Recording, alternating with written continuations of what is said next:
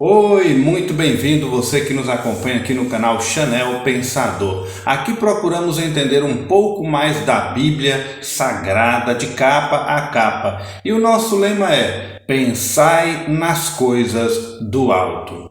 E o tema que vamos discorrer no vídeo de hoje é a Arca de Noé e suas evidências.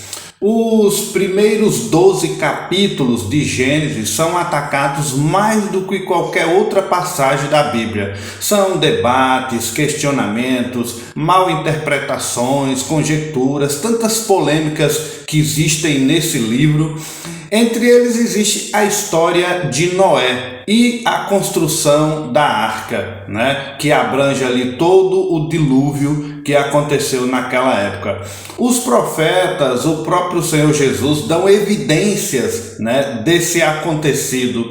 A história de um homem e sua família, várias espécies de animais da terra que foram salvas de um cataclisma dentro de uma arca de madeira. Mas como um homem sem tecnologia, sem mecânica alguma, sem nenhuma instrução naval, pôde construir naquela época um gigantesco barco de madeira e salvar toda a sua família e todos os animais? E quanto ao dilúvio? Foi local? Foi no mundo inteiro? Por que matou tanta gente? Queridos, iremos a partir de agora, numa sequência de 4 vídeos, buscar estas respostas, juntos aqui no canal. Eu convido você então a navegar comigo agora na Arca de Noé. Antes, quero te lembrar, se você não se inscreveu ainda no canal, faça a sua inscrição. Aqui nós lançamos um tema novo todas as sextas. Canal Chanel Pensador, pensando nas coisas do alto. Pois bem, caros ouvintes, antes de entrarmos na arca, propriamente dita, eu quero ler um texto com vocês, quero partilhar essa leitura bíblica aqui com vocês. Essa leitura se encontra na carta de Pedro. Nós vamos ler com muita atenção, pois é um assunto muito sério da agora em diante, então chamo a sua atenção para isso. Por isso é que eu sempre peço a Deus para que eu possa estar ajudando, cooperando na obra aqui na terra e não atrapalhando a obra dele, certo? Então vamos ler junto o que diz as Sagradas Escrituras em 2 Pedro, capítulo 3, versículos do 3 ao 7, diz assim: sabendo primeiro isto, que nos últimos dias virão escarnecedores, andando segundo as suas próprias concupiscências, e dizendo: onde está a promessa da sua vinda? Porque desde que os pais dormiram, todas as coisas permanecem como desde o princípio da criação. Eles voluntariamente ignoraram isso, que pela palavra de Deus, já desde a antiguidade existiam os céus e a terra, que foi tirada da água e do meio da água subsiste, pelas quais coisas pereceu o mundo de então, coberto com as águas do dilúvio. Mas os céus e a terra que agora existem pela mesma palavra se reservam como tesouro e se guardam para o fogo, até o dia do juízo e da perdição dos homens ímpios. E lemos 2 Pedro capítulo 3. Queridos, um dia esse mundo foi condenado pelas águas da ira de Deus. E o que acabamos de ler é que terá uma segunda vez, só que dessa próxima vez será com fogo, a ira de Deus sobre o mundo. Bem, nesse estudo teremos na história a interpretação de achados arqueológicos que, através deles, procuraremos reconstruir a nossa base de conhecimento dentro desse assunto. Arca de Noé e suas evidências. Mas, para darmos início a esse estudo, quem foi Noé? Lameque, neto de Enoque, gerou um dos homens mais eminentes da humanidade. como chamamos dentro da teologia, ele era considerado um tipo de Cristo daqueles dias. Lameque, o pai, profetizou seu propósito através do significado do nome desse personagem, que era Noa. Noa no hebraico significa descanso ou repouso, ou até mesmo um ser de longa vida. Noa é o nome original de Noé, que veio da raiz bíblica hebraica. Noé é o 10º depois de Adão. Quando dizemos o 10º depois de Adão, nós queremos confirmar que, segundo a Bíblia hebraica, no livro de Gênesis, constam 10 patriarcas originais pré-diluvianos. Segundo a Bíblia hebraica, segue esses 10 com mais 10 patriarcas pós-diluvianos. Então Noé é um patriarca pré-diluviano. Ele viveu na terra durante 950 anos e quando Noé morreu, Abraão tinha 58 anos de idade. E uma curiosidade nesse nome de Noé é que, se é lido ao contrário, se diz Hen, e Hen no hebraico significa graça. Interessante esse detalhe. Noé foi um homem justo naquela época, um personagem bíblico escolhido por Deus para construir uma arca, e perpetuar a humanidade após o dilúvio. Segundo o Antigo Testamento, foi o primeiro filho de Lameque, neto de Metusalém. Quando Noé completou 500 anos, gerou Sem, Cã e Jafé. Como diz Gênesis capítulo 5, versículos de 25 a 32. Muitos anos de vida ele viveu aqui na terra, muito tempo mesmo. Então, queridos, as pessoas na era pré-diluviana tinham uma idade muito longa, viviam muitos e muitos séculos. Porém, depois do dilúvio, não passam mais da idade de ali um pouco mais de 100 anos. Hoje, quando uma pessoa vive mais de 100 anos, 110, 115, já é uma novidade, É algo assim que pra gente já é surreal. Mas, segundo estudos e pesquisas, Noé nasceu no ano de 2948 a.C. Ele morreu então com 950 anos. Nas religiões abrâmicas, Noé ou Noa é um herói bíblico que recebeu ordens de Deus para construir uma enorme embarcação e salvar espécies de animais do mundo junto com a sua família. Os seus netos a Bíblia registra como Arfaxades, Tamar, Magog, Cush, Lud, Gomer e Put. E outros nomes que a Bíblia sugere. Seus bisnetos foram Nimrod, do episódio da Torre de Babel. Esse nome é muito conhecido, está lá registrado no capítulo 11 de Gênesis. E teve também Cainã, Togarma, Et, Perez, Getera, Quintim e outros nomes. Seus filhos, como eu já citei, foi Sem, Cã, Javé, mas também teve Aram, teve Canaã. Esses foram alguns da sua genealogia, mas vamos partir para a área propriamente dita, que a história da arca, da projeção, da construção, da ordem de construir a arca. Queridos, você sabia que ainda existe provas da arca de Noé hoje nos tempos modernos, que ela ainda se encontra aqui na terra? Pois bem, então, por que as pessoas não divulgam isso? É fácil se chegar aonde a arca se encontra hoje, ou seus restos se encontram hoje? É fácil chegar lá? Claro que é uma busca muito difícil, querido. Uma das supostas localizações da arca fica a cerca de mais de 5.000 metros de altitude nas encostas do Monte Ararat.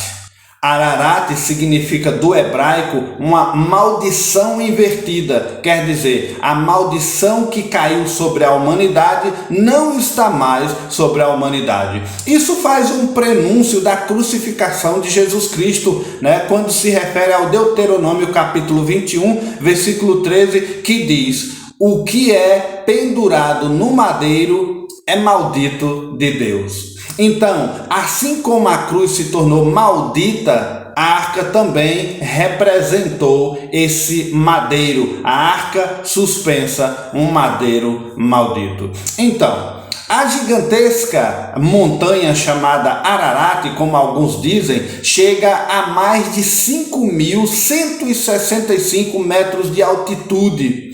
Ela tem no seu topo 32 quilômetros quadrados de gelo numa espessura de 10 metros de altura. Agora, queridos, imagine comigo procurar a arca em 32 quilômetros de gelo e nessa profundidade. E além do mais, essa montanha ela tem uma posição um tanto privilegiada, pois ela está localizada entre 4 países, que não se dizem ser tão amigáveis e que se acham dono dela. Esses países são a Turquia, o Iraque, a Armênia e o Azerbaijão. Então, por causa dessas tensões políticas da região, as expedições arqueológicas estrangeiras nem sempre conseguem autorização para subir a montanha. E, se conseguir, tem que ser de 4 países inimigos que sempre estão em guerra entre si. Então, o Ararat também, segundo a geologia, ele é um vulcão, porém inativo desde 1840. Mesmo estando coberto de gelo o ano todo, ele é um vulcão inativo. Acredita-se que ele teve ativo a primeira vez no 3º milênio antes de Cristo, porque alguns artefatos do início da Idade do Bronze, restos de corpos humanos, foram encontrados em suas geleiras, com indícios de larva vulcânica. Como eu disse, no ano citado, em 1840, o Ararat ele foi abalado por um grande terremoto. Consequentemente, uma parte instável da encosta, desse monte aí, no norte, colapsou. Com ela, levou uma capela que tinha ali, um mosteiro, uma vila que tinha ali perto também, tudo ficou encoberto.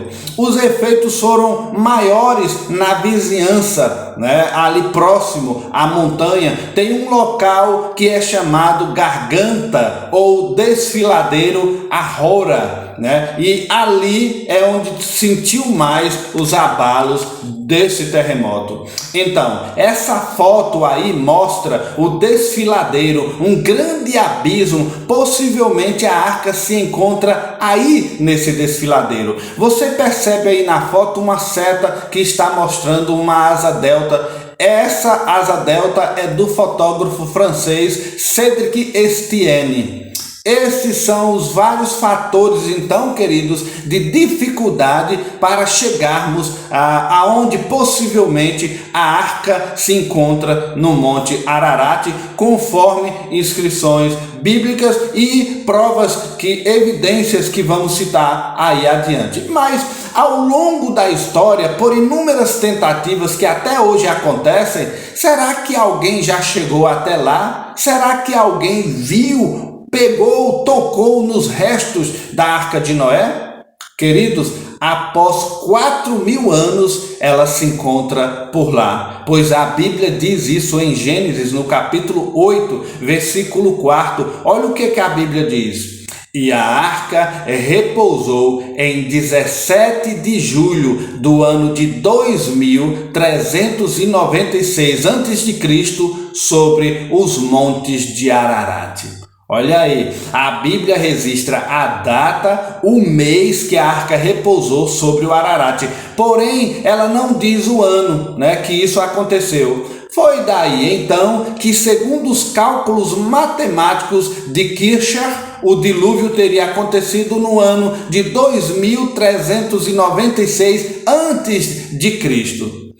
Athanásio Kircher foi um jesuíta, matemático, físico e inventor alemão, nascido, na região de Geisa. Ele era famoso por sua versatilidade de conhecimentos e particularmente a habilidade para o conhecimento das ciências naturais. Mesmo assim, com estas fortes evidências, muitas pessoas hoje ainda duvidam da existência, da Arca de Noé, se o caso foi verídico ou não, se foi uma história qualquer, uma lenda, ou foi algo real. E se de fato houve mesmo um dilúvio em grandes proporções, o qual a Bíblia relata detalhes. Se discute ainda, queridos, se esse dilúvio foi local ou foi global. Até hoje muitos entram em contradições, mas provaremos isso com detalhes e muitas evidências temos para provar tanto a existência da arca como o acontecimento dilúvio. Nós temos evidências para mostrar isso. Então, continue ligado e nos acompanhe, porque vem muita coisa por aí. Ok? Agora, eu estou falando fora das páginas da Bíblia Sagrada. Vamos entrar na história, indo para registros da história da humanidade. Mesmo que pesquisadores tenham encontrado nos picos das mais altas montanhas do mundo vestígios, restos de crustáceos, materiais que só se encontram no fundo do mar. Isso sem falar das provas da geologia e da arqueologia. Mesmo assim, com tantas provas e evidências, ainda existem os céticos. Mas vamos seguir. Também existem, queridos, testemunhos oculares. Isso mesmo, existem testemunhas oculares da Arca de Noé. De lá para cá, nós temos, do episódio até os dias de hoje, nós temos 7 testemunhas oculares que registram na história a existência da Arca de Noé. Flávio Joséfo, que é um historiador judeu do primeiro século a.C., que em quase todos os vídeos eu cito o nome dele, você já conhece muito bem se você é atuante no nosso canal. Bem, esse Flávio Joséfo, ele faz referência a historiadores anteriores a ele que relatam sobre a arca sendo visível no alto da cordilheira do Ararat. Um dos homens que Joséfo registrou foi um cronista babilônico chamado Beroso. Ele viveu no 3º século antes de Cristo. Essa foi a primeira testemunha e o primeiro registro da existência da arca. Joséfo faz ainda citações de escritores antigos como Hierônimos, que foi um egípcio que viu a Arca de Noé. E também teve Nicolau de Damasco a respeito da existência de uma arca de madeira que ele dizia estar encravado nas rochas da montanha. Na Idade Média, o viajante veneziano Marco Polo, que viveu nos anos de 1254 a 1324, ele menciona a Arca de Noé em seu livro As Viagens, apontando sua localização na montanha mais alta da Armênia Maior. O corsário, também explorador inglês Walter Raleigh, que viveu entre os anos de 1552 a 1618, durante o tempo que ficou preso na Torre de Londres, ele ocupou-se de investigar a localização da arca e acabou taxando a mesma coisa. Em seu livro Histórias do Mundo, de 1616, ele descreveu as montanhas do Ararat, relatando onde possivelmente a arca tenha pousado. Como disse antes, foram 7 testemunhas oculares da Arca de Noé. Eu citei aí 5, mas a história registra 7, mas registra 2 mais famosos, porque tanto eles viram como registraram o que eles viram. O primeiro é um armênio chamado George Hagopian, que era um criador e pastor de ovelhas naquela região, né? E também ele era natural dali. Ragopian, ele e seu tio, numa época em que o verão naquela região foi extremamente quente e derreteu muito gelo da montanha, e isso aconteceu em 1902 a 1904. Eles disseram que no início do século XX, quando era um rapaz, Ragopian visitou a arca com seu tio e eles conseguiram ver a arca encravada no gelo, chegaram até a subir na estrutura dela. Ragopian morreu, mas o seu testemunho ainda enche muitas pessoas de entusiasmo, curiosidade com os registros que ele deixou. Anos depois, por volta de 1943, o sargento norte-americano Ed Davis, no ano da Segunda Guerra Mundial, quando ele servia ao Ramadã no Irã, ele foi convencido de que ele viu, estando ali próximo, graças ao derretimento do gelo naquele local da montanha, ele viu os restos de uma enorme embarcação de madeira. Isso aconteceu porque, junto com um guia, ele se aventurou em subir aquela imensa montanha. E os registros dele diz que depois de 3 dias subindo uma grande montanha íngreme, seu guia lhe indicou, encravada na montanha, aquela embarcação partida em 2 pedaços. Enquanto estarei lendo o relato dele, né, uma de suas entrevistas, veja aí na tela a gravura feita com detalhes de tudo que Ragopian e Ed Davis relatou, né? E um desenhista profissional fez essa foto aí. Observe a foto enquanto eu leio o que ele deixou registrado. Ed Davis relatou: tudo tinha a mesma cor e textura. Então eu vi isso, uma enorme estrutura retangular feita pelo homem, parcialmente coberta por uma camada de gelo e rocha deitada de lado. Eu pude então ver dentro dela e é onde foi quebrada, com a madeira torcida, retorcida para fora, né? Algumas abas ali apontando para baixo da garganta. Eu vi uma outra parte dela. Eu pude imaginar como as 2 peças estivessem unidas um dia. Então, isso foi o que eu vi registrado naquele dia. Então, queridos, essa gravura foi feita por Alfred, um dos maiores pesquisadores da arca que nós temos hoje. Ele fez essa gravura com base nos relatos de Ragopian e Ed Davis. Aí ele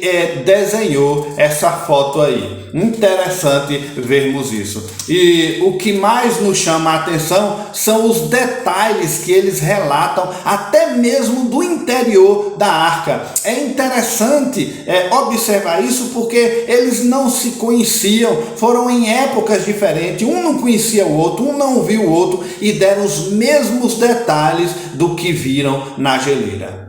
Alfred Lee Loomis, o que desenhou a foto, ele viveu entre os anos de 1887 a 1975. Ele foi um cientista físico norte-americano e inventor de radares militares, um grande pesquisador e cientista.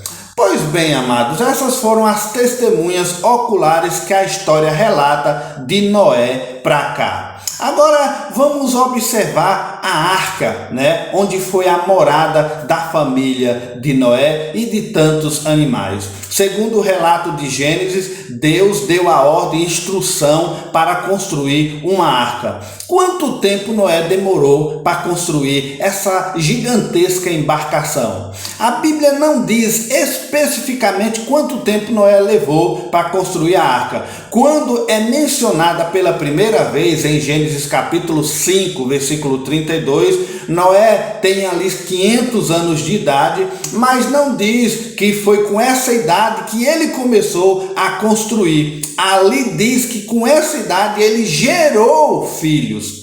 Quando ele entra na arca, que está registrado em Gênesis no capítulo 7, versículo 6, aí ele tem 600 anos de idade. O tempo que demorou para construir a arca, aí vai depender de quanto tempo tinha se passado entre Gênesis 5:32 e o comando de Deus para construir a arca em Gênesis 6:14. Quanto tempo Noé ficou dentro da arca? Noé entrou na arca quando ele tinha cerca de 600 anos de idade, no 17º dia do segundo mês, conforme registro de Gênesis no capítulo 7, versículo de 11 a 13. Noé saiu da arca no dia 27º do segundo mês do ano seguinte, como isso está registrado em Gênesis no capítulo 8, precisamente dos versículos 14 e 15. Portanto, supondo o calendário lunar de 360 dias, Noé permaneceu na arca aproximadamente 371 dias, né? Um ano ou 5 ou 6 dias. Agora, quantos de cada tipo de animal entrou na arca junto com a família de Noé? A Bíblia registra 7 pares de cada espécie de animais limpos e 2 pares de cada espécie de outros animais foram levados para a arca, como registra Gênesis capítulo 6, versículos 19 e 20 e também no capítulo 7. Aí, quando a Bíblia diz animais limpos, ela está se referindo a animais que eram aceitáveis para o sacrifício. É por isso, querido, que 7 pares de animais limpos foram levados para que alguns deles pudessem ser sacrificados depois do dilúvio, né, sem pôr em risco a espécie, a continuação da espécie. De igual modo, a animais impuros foram 7 pares. Por isso, não se pergunte se vai faltar a linhagem do corvo ou do pombo que Noé soltou, porque foram 7 pares. Ele soltou um, ainda tinha 13 animais. Ele soltou um corvo, ainda tinha 13 animais. Então, quantas pessoas entraram de fato naquela arca? De acordo com Gênesis capítulo 6 e 8, entrou Noé, o patriarca, a sua esposa e seus 3 filhos, Sem, Cã e Jafé, com as suas mulheres. Essas pessoas entraram na arca. 8 pessoas, 4 casais. Portanto, havia ali esses 4 casais na arca. Agora, não cita o nome da esposa de Noé. Quem foi a esposa de Noé? Em nenhum lugar da Bíblia ela nos dá o nome ou a identidade da esposa dele. Há uma tradição de que o nome dela seria Naamá, se baseando em Gênesis capítulo 4, versículo 22. Embora possível, isso não deixa explicitamente correto e também não é ensinado nas igrejas. Porém, nada é falado na Bíblia a respeito desse nome. Em relação à sua esposa, a mulher que o acompanhou, a Escritura só usa o termo a tua mulher, como registra lá em Gênesis 6:18, em Gênesis 7, versículo 7, em Gênesis 8, versículo 16. Segundo a tradição judaica não bíblica, já estamos nos livros apócrifos, dentro deles ela era chamada de Noema, ou da raiz hebraica Naamá, que quer dizer cheia de beleza na tradução para nós. Conforme a tradição, ela seria uma cainita proveniente da descendência de Caim. Ela era irmã de Tubal-Caim. Tubal-Caim foi o primeiro metalúrgico da história da humanidade. Sendo assim, a esposa de Noé, identificada como Noema, seria a filha de Lameque e Zilá. Esses nomes não vêm todos mencionados no Pentateuco ou na Torá sobre a história de Noé. Ele vem em outros livros, fora da Bíblia. Já no livro apócrifo chamado Os Jubileus, o seu nome é conhecido como Enzara, a esposa de Noé. Ela seria sobrinha do patriarca, mas isso são encontrados apenas nos livros históricos, apócrifos, não inspirados por Deus. Ok? Então nós ouvimos aí a ordem de Deus na construção, as testemunhas oculares, nós vimos quem entrou na arca, mas qual o formato original dessa arca? Voltando para esse assunto aí da arca, a palavra hebraica usada para a arca de Noé é Teba ou Teva, que provavelmente vem da origem egípcia e significa caixa ou caixão. Essa raiz hebraica ela foi usada para descrever dois objetos. O primeiro seria a arca de Noé e o outro seria usado para descrever o cesto, o qual Moisés foi colocado dentro.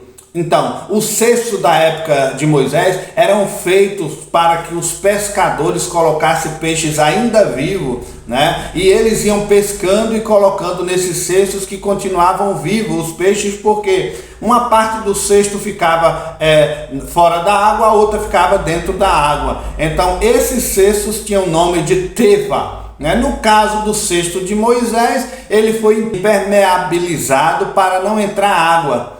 No Novo Testamento, então, usou essa palavra já modificada e no original era chamada de kivotós, que também significa caixa. Teba, kivotós para caixa.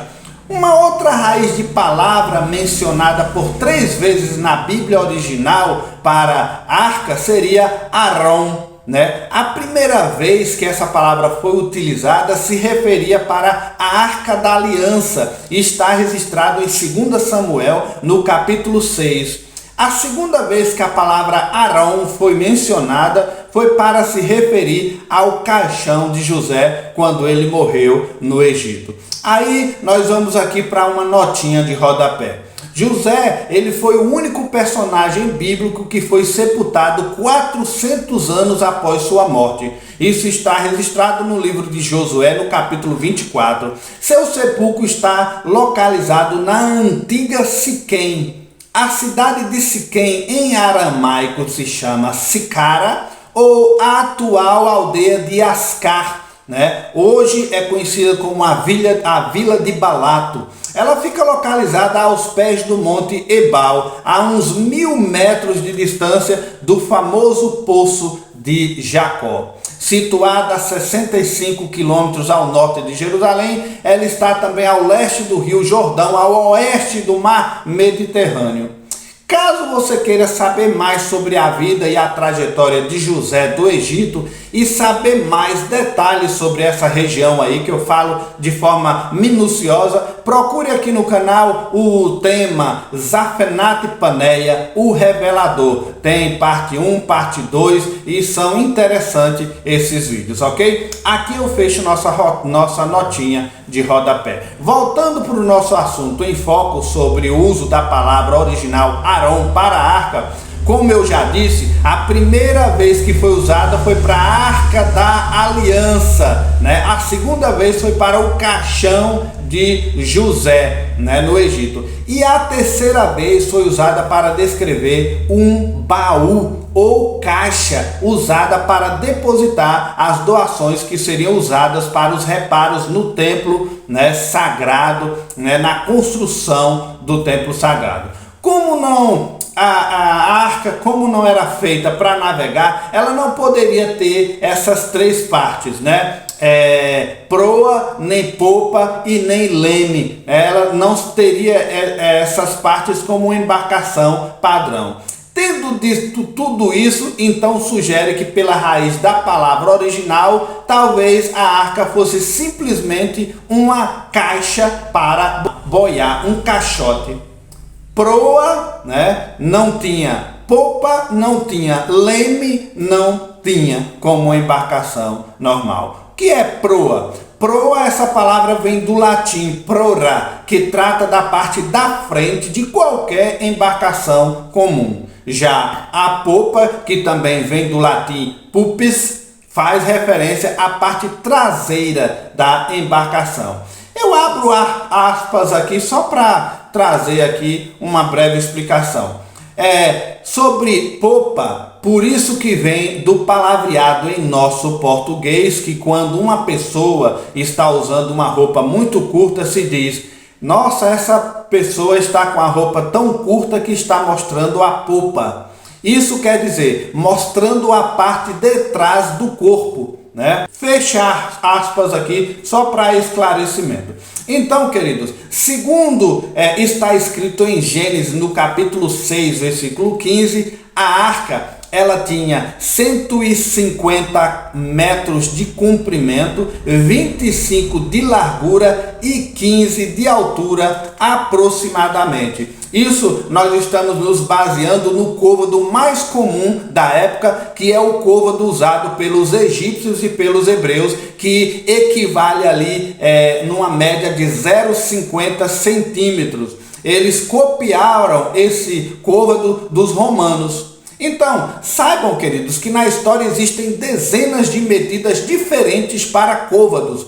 Porém, para a arca e o seu período sugere o côvado hebreu ou egípcio. Agora, só para você ter uma ideia do tamanho, veja aí na sua tela algumas comparações de proporções referente ao tamanho da arca. Olha aí, um Boeing 747 tem 56 metros, né, e 30 centímetros de comprimento, tem capacidade para 440 passageiros. Olha o tamanho dele perto da arca. Um ônibus tem um comprimento de mais ou menos 12 metros e leva 40 passageiros. A altura de um elefante é de pouco mais de 3 metros de altura. Um ser humano vai variar aí numa média de 1,80 m de altura. Bem, é bem verdade que hoje existem embarcações maiores que a arca e, claro, querido, a tecnologia avançada, né, nos traz aí grandes proporções de tamanho em embarcações hoje em dia. Por exemplo, o gigante cargueiro petrolífero Knox Never, ele foi considerado o maior navio e o mais pesado objeto móvel do mundo construído pelo homem. Ele é classificado como ULCC, Transportador Bruto Ultra Grande. Ele possui 5 nomes, sendo eles o Seaway Diane, o Rep Diane, o Noel Vakin, Knox Nevis e também ele era chamado de Monte. Desses nomes todos, somente Noel Vakin é uma pronúncia alemã. Porém, este grande cargueiro é mais conhecido como Knox Never. Ele contava com os admiráveis 458,46 metros de comprimento. Era 68 metros de largura, pesava 564 mil toneladas e tinha capacidade para 674.297 metros cúbicos, né? Ele comportava ali 4.240.000 barris de petróleo distribuído em seus 46 tanques. Porém, queridos, esse gigante ele atuou de 1981 a 2009 e foi desmontado totalmente no ano de 2010. Então, mas ainda vem coisa grande por aí. Olha só, existe um outro gigantesco projeto de um navio de passageiros. Esse gigante tem por nome o Freedom Ship, que significa navio da liberdade. Ele será de propriedade da Norman Nixon, né? A Freedom Ship International, que é da Norman Nixon. Esse navio tem 1.400 metros de comprimento, 230 metros de largura, 110 metros de altura. Só para você ter uma ideia, veja aí nessa foto a comparação dele com a Arca de Noé e outros barcos também que já foram considerados gigantes. Mas o de azul é o Freedom Ship. Olha o tamanho dessa embarcação. Ele ultrapassou a arca com vantagem, ultrapassou os maiores barcos do mundo em número de passageiros e tamanho. Antes citamos o maior cargueiro do mundo. Agora esse daí, né, o Freedom Ship, é o maior navio de passageiros do mundo. O maior até então, queridos, que está em funcionamento hoje é o Wonder of the Seas, né? O Wonder of the Seas significa a maravilha dos mares. Ele é 5 vezes mais pesado que o Titanic. Imagine aí o seu peso. Este imenso navio, até agora, ele é capaz de receber quase 7.000 hóspedes simultaneamente, fora os 2.000 tripulantes num navio de 236 toneladas, 64 metros de largura, 362 metros de comprimento. Olha aí o tamanho dessa embarcação. Essas são as monstruosas embarcações construídas ou que estão sendo construídas com toda a tecnologia humana possível disponível no mundo de hoje. Mas, queridos, a arca era totalmente de madeira. Amados ouvintes, até aqui nós vimos o patriarca Noé e sua família. Nós discorremos sobre um pouco da sua genealogia. Vimos ainda a história provando a veracidade da existência da arca, do dilúvio. Nós fizemos comparações da arca com barcos da atualidade, né? Os gigantes navios, né, que estão sendo e foram construídos. Na construção desse estudo, a segunda parte que veremos, né, desses 4 vídeos, nós vamos identificar qual foi o material que Deus disse para Noé construir a arca. Que material foram aquele? Iremos esclarecer a confusão que se faz sobre o betume e o pinche, que provavelmente muitos acham que foram usados para vedar a arca. Vamos ver na raiz da palavra original se foi mesmo esse produto para vedar a arca, né? E quanto ela podia comportar dentro dela. Quantos animais podiam caber dentro daquela arca? Bem, nós temos muitos cálculos e provas para mostrar para você ainda nos vídeos que vêm por aí. Por isso, não deixe de se inscrever e acionar o sininho, porque vem muita novidade por aí na Arca de Noé. Você encontra esse estudo aqui no canal Chanel Pensador, pensando nas coisas do alto. Então, até o nosso próximo vídeo na próxima sexta-feira.